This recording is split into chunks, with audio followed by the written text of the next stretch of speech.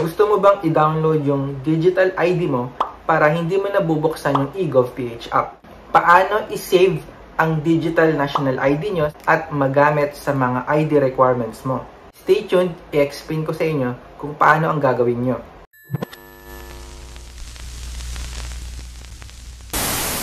Meron ka bang digital national ID tulad nito sa loob ng eGovPH app? Bago tayo mag-start, ito muna yung requirements. Dapat meron ka ng eGovPH app sa cellphone mo at naka-install na. Kung wala pa, pwede ka mag-download ng dito sa national-id.gov.ph. Piliin lang kung ikaw ay gagamit ng Android or iOS.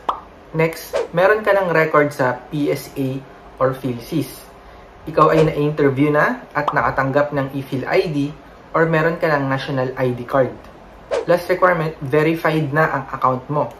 Ginamit mo yung national ID or ePhilID para ma-verify ang eGovPH app. Okay, let's start. Buksan ang eGovPH app, mag-login, tapos i-click nyo na sa baba, national ID, yung color blue. Click enlarge ID, tapos screenshot. Click yung ID para ipakita yung likod na may QR code and screenshot nyo din. Bawat screenshot, pwede nyong i-crop. Tanggalin nyo yung mga hindi kailangan. Ganun din sa likod ng ID, i-crop nyo, alisin yung mga hindi kailangan sa screenshot. I-save nyo sa photo library. Since ang national ID ay dalawang side, harap at likod, kung gagamitin nyo siya, dapat gawin nyo PDF. Ang PDF ay isang document na pwedeng kang maglagay ng maraming pages.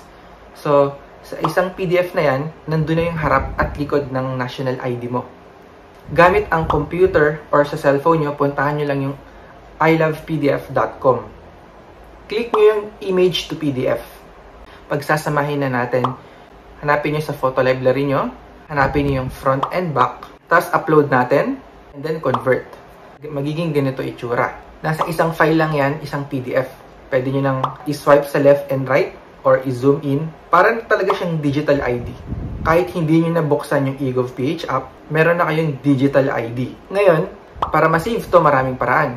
Pwede nyo i-share, i-send sa Facebook, i-send sa WhatsApp or Viber, tapos dun na lang i-download.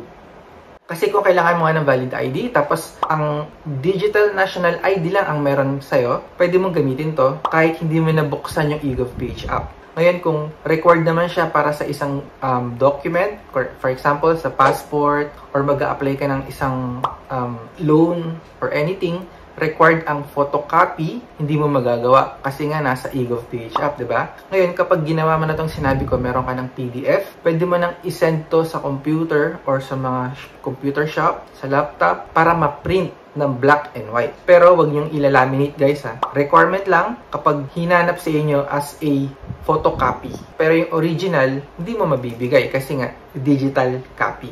Sana malinaw yung part na to. And bago ko tapusin yung video guys, pwede mong gamitin yung eGovPH app mo kahit wala kang internet or data. Pwede siya offline. Bubuksan mo lang yung national ID, tapos okay mo lang to, pwedeng i-offline mode. Automatic na yan, click mo lang, tapos lalabas na yung national ID mo. Hindi mo maa-access yung ibang feature, yung national ID lang ang pwedeng gamitin. Yun guys, kung may tanong kayo about digital national ID, comment lang kayo, sasagutin ko yung mga tanong nyo. Kung hindi pa kayo nakasubscribe, please subscribe. I will see you in my next tutorial video.